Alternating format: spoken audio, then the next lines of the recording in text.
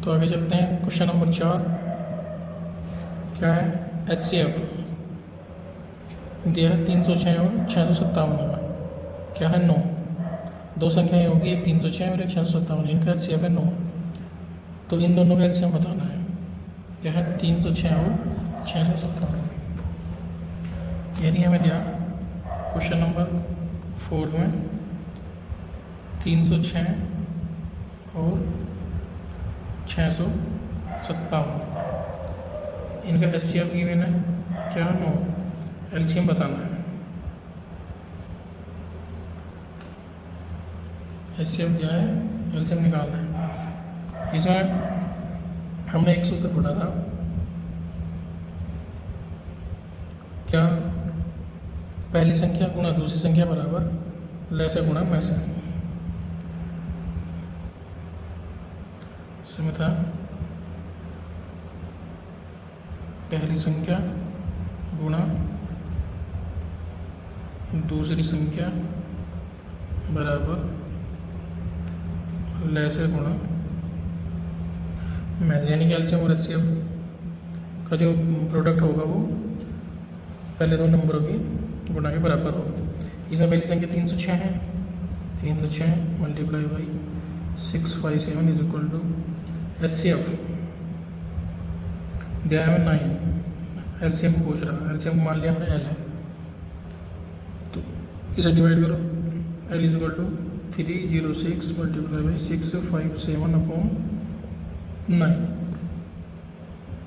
9 3 27 9 4 36, यानी कि एलसीएम हो गया 9 3 27 3 36 9 4 36, 34 गुणा 657। अब 34 की 657 में गुणा करनी है, हम थोड़ा सा ऐसे लिख लेंगे 2 गुणा 17 गुणा 657। 34 का तो बड़ा याद नहीं था, 17 का तो हो गई। क्या करेंगे? 17 पंजे 25 17 छिक्का 100, 17 7 119, आज लगे 11, 17 पंजे 85 और 10 95 1 96, आज लगे 9, 17 छिक्का 102 और 9 111, और मल्टीप्लाई अब 2 में कर दो। 2 9 18 2 में 18 का 8 का चिल्ला का 1 2 छिक 12 1 13 2 एकम 2 2 एकम 2 2 एकम 2, यानी 2 2 2 3 8। तो इसका एलसीएम हो गया 2238।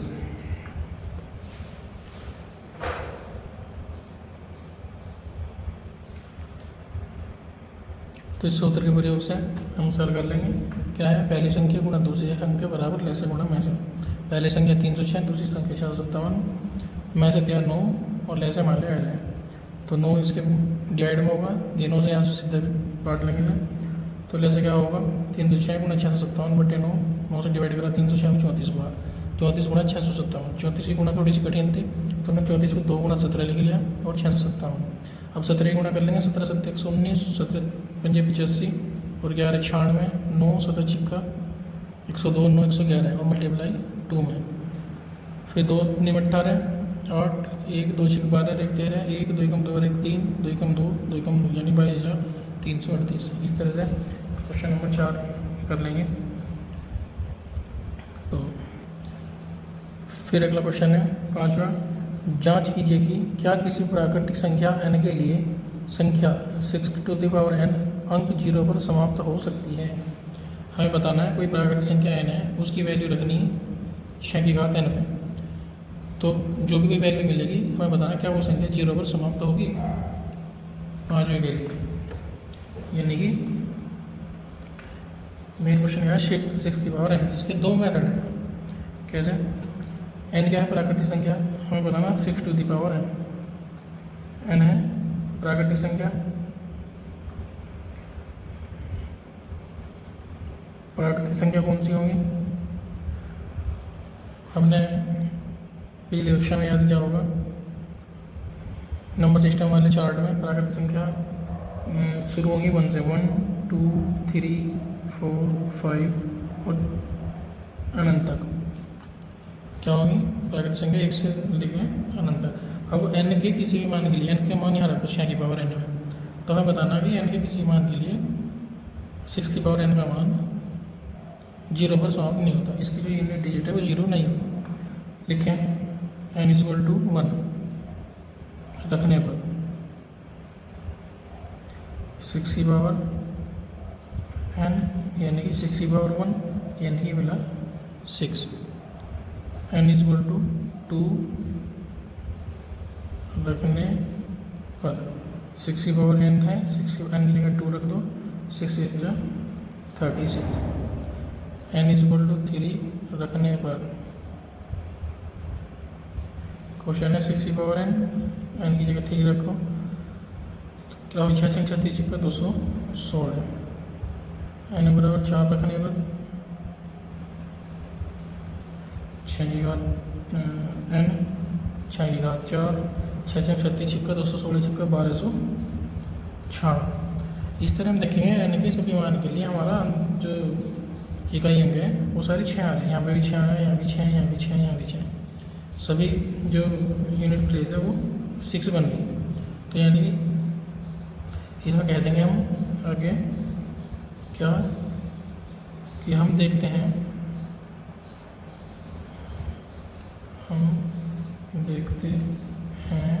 कि n के किसी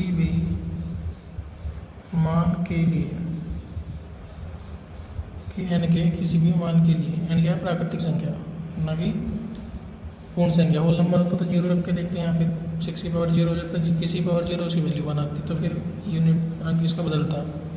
तो हम देखते हैं किसी भी n के लिए हम देखते हैं कि n के किसी भी मान के लिए 6 की पावर n का इकाई अंक शून्य नहीं है। ठीक है, तो इसका दूसरा मेथड है क्या, द्वितीय विधि।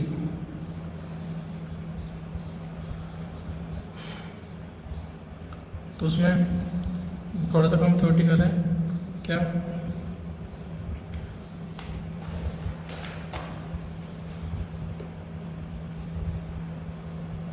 इसमें लिखे हैं कोई भी प्राकृतिक संख्या है उसका अंतिम अंक 0 होने के लिए ये जरूरी है कि वो उसके अभाज्य गुणनखंड में 2 और 5 जरूर हो। 2 पंजे 10 होना, जब भी उसका इकाई अंक 0 हो। यानी कि लिखे हैं हम जानते हैं कि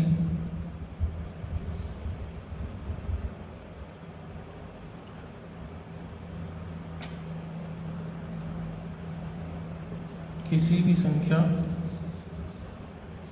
का अंतिम अंक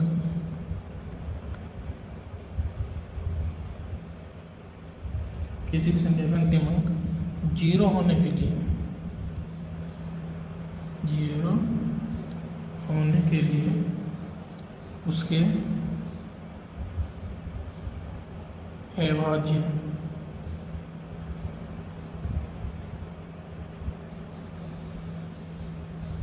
उसके अभाज्य गुणनखंडों में 2 और 5 का होना आवश्यक है। जब तक अभाज्य गुणनखंड में 2 और 5 नहीं होंगे तब तक इकाई अंक 0 नहीं होगा। 2 और 5 गुणा करेंगे तो 5 10, जब वहाँ से 0 की शुरुआत होगी। यहाँ पर यह क्या क्वेश्चन है 6 की पावर n, यहाँ पर 6 टू द पावर n में n प्राकृतिक संख्या यानी कि 1 2 3 इनफाइनाइट तक है, परंतु 6 के अभाज्य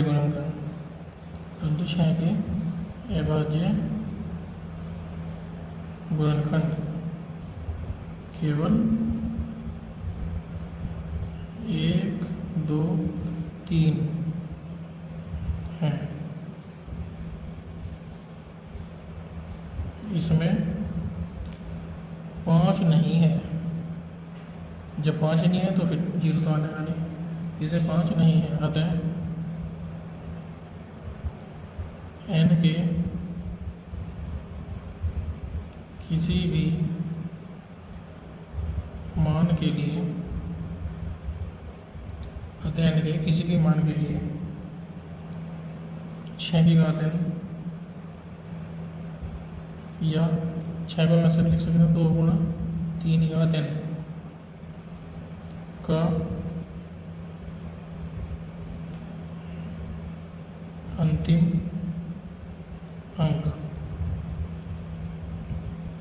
अंतिम अंक क्या लो यार, इकाई अंक 0 0 नहीं हो सकता है। ये दो मेथड है, या तो 6 टू द पावर n की जगह n के मान रख लो, 1 2 3 4 5 कुछ भी, उसमें देख लेंगे हम कि सारे जो इकाइयाँ हैं वे 6 बन रही है। तो ये याद रखने वाली बात है, 6 की कितनी घात हो उसका इकाई अंक 6 होगा।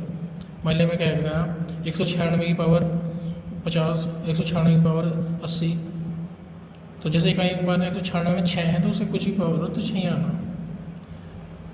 और दूसरी विधि है क्या कि इकाई अंक 0 होने के लिए 6 के फैक्टर देखने पड़ेंगे हम, 6 के टुकड़े में 2 और 5 का होना जरूरी, जबकि होंगे 6 के टुकड़े में 2 और 3, 5 नहीं है इसमें, तो इसमें अंतिम अंक 0 नहीं होगा। तो फिलहाल इतना ही, ओके।